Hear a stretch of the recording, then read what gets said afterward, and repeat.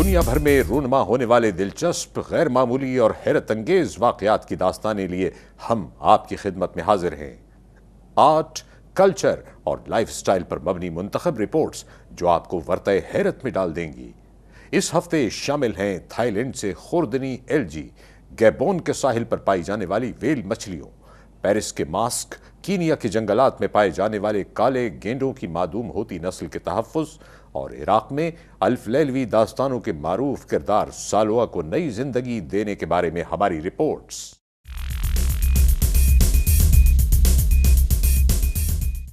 یہ گیبون کے سمندر میں پائی جانے والی خمیدہ پشت والی ویل مچھلیوں کے ملاپ کا موسم ہے۔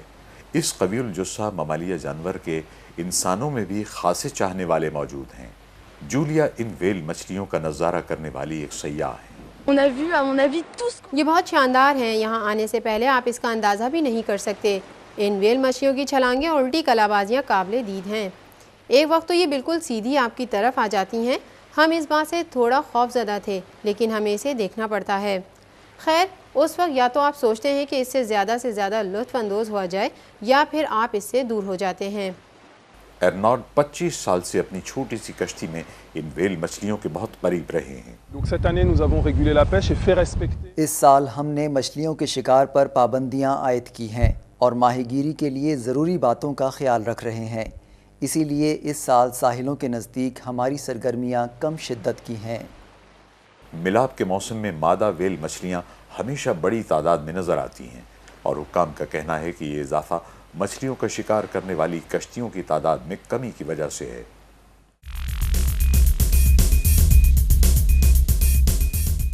یہ فارم ہاؤس سے زیادہ ایک کیمیائی لیبارٹری دکھائی دیتی ہے، لیکن یہ بلبلے بناتی نالیاں بینکاک میں کی جانے والی شہری فارمنگ میں جدید ترین تخلیق ہیں۔ ان نالیوں کے اندر کائی نما ایک مواد ہے جسے اسپریولینا کہا جاتا ہے۔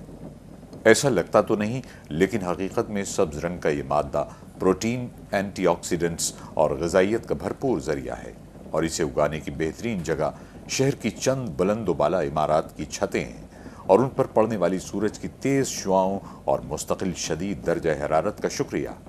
انرگائے کے پروڈکشن مینیجر تھاوی چکورن پاتساکورن کا کہنا ہے،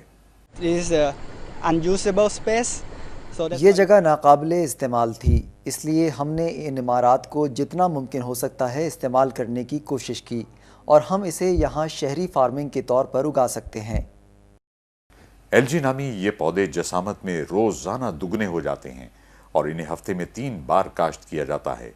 پھر انہیں انرگائے کی لیبارٹریوں میں لایا جاتا ہے، جہاں انہیں خاص واشنگ مشینوں میں دھویا اور سکھایا جاتا ہے۔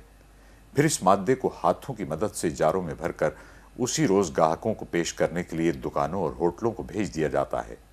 ہر جار سے تقریباً $14 کی آمدنی ہوتی ہے۔ انرگے کا کہنا ہے کہ وہ دنیا میں تازہ اسپریولینا پیدا کرنے والی واحد کمپنی ہے، جبکہ دوسری کمپنیاں اسے خشک ہی فروخت کرتی ہیں، اسی لیے یہ آپ کے لیے بہتر ہے۔ انرگائے کے ٹیکنالوجی ڈائریکٹر ڈیرک بلٹس کہتے ہیں، تازہ چیز کھانے کی ایک دوسری وجہ یہ بھی ہے کہ اسے بنانے میں بہت کم توانائی شامل ہوتی ہے، اس لیے اگر ہم اپنی پیداوار کو کاشت کر کے تازہ پیک کر کے بھیج سکتے ہیں اور استعمال کر سکتے ہیں تو ہمیں اسے گرم اور خشک کرنے کے لیے توانائی کی ضرورت نہیں ہے۔ تازہ اسپریولینا میں بہت ذائقہ نہیں ہوتا، لیکن اس کا رنگ بہت گہرا سبز ہوتا ہے، اور شہر کے شیف حضرات کا کہنا ہے کہ وہ اس کا استعمال اپنے کھانوں کو زیادہ صحت بخش اور زیادہ دیر تک کارآمد بنانے کے لیے کر رہے ہیں۔ بل میرینیلی دی اوئسٹر بار کے مالک ہیں۔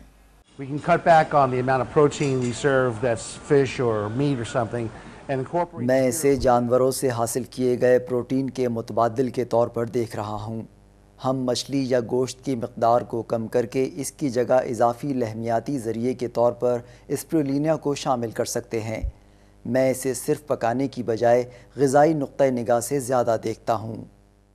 ماہرین صحت لوگوں کو گٹھیا اور یورک ایسڈ سے تعلق رکھنے والی بیماریوں کی وجہ سے اسپریولینا سے دور رہنے کا مشورہ دیتے ہیں، لیکن باقی سب کے لیے اسے نہ کھانے کا کوئی بہانہ نہیں۔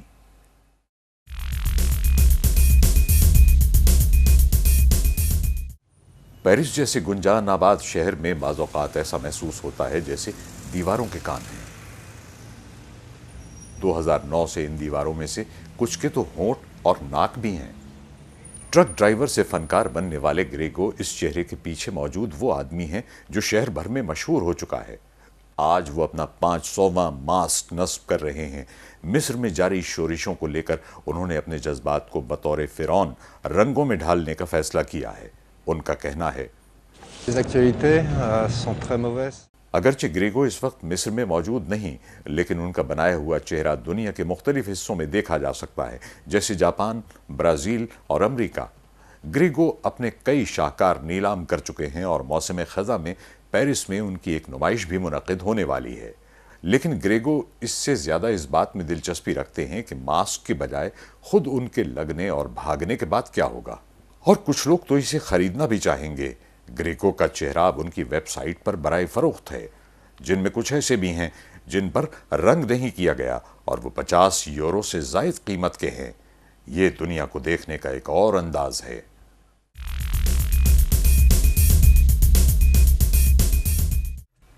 کینیا کے پہاڑ کے عکس میں ایک ہیلی کاپٹر اپنے شکار ایک کالے گینڈے کی تلاش میں فضا میں بلند ہوتا ہے۔ ادارہ برائے جنگلی حیات کے افسران مختلف پارکوں سے 21 جانوروں کو بورانا کے جنگلات کے تحفظ کے لیے نئی آبادی کے آغاز کی کوشش میں یہاں منتقل کر رہے ہیں۔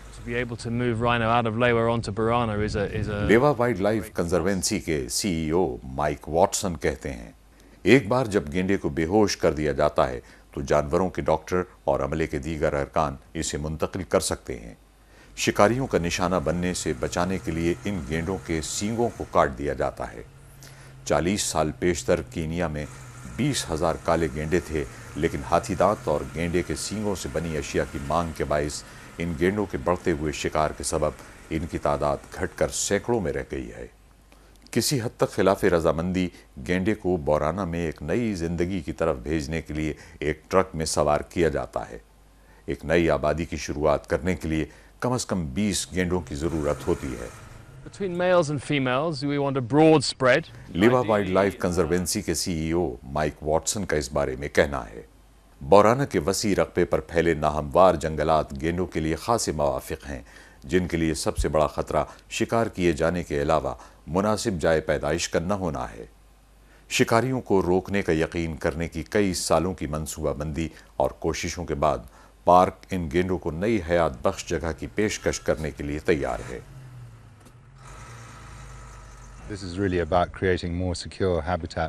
مینیجنگ ڈائریکٹر بورانا کنزروینسی مائیکل ڈائر کا کہنا ہے، اگرچہ اس خاص ماحول میں گینڈے کو اپنے ارد گرد سے آشنا ہونے میں ایک عرصہ لگنا واضح ہے، لیکن یہ امید ہے کہ اس قسم کے منصوبوں کے ذریعے دنیا کے سب سے شاندار جانوروں میں سے ایک کی بقا کو یقینی بنایا جا سکے گا۔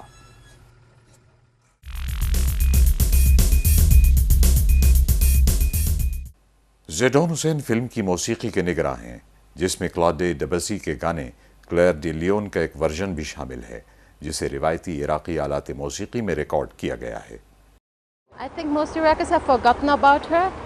میرے خیال میں زیادہ تر عراقی اسے بھولتے جا رہے ہیں، لیکن جب میں انہیں اس کے بارے میں بتاتی ہوں تو انہیں یہ یاد آ جاتی ہے۔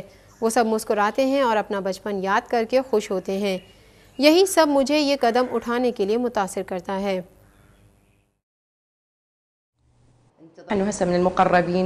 اب گھر میں اور گھر سے باہر تمام لوگ مجھے سالوا پکارتے ہیں۔ ایمانداری کی بات یہ ہے کہ مجھے یہ نام پسند ہے اور مجھے یہ ہرگز برا نہیں لگتا۔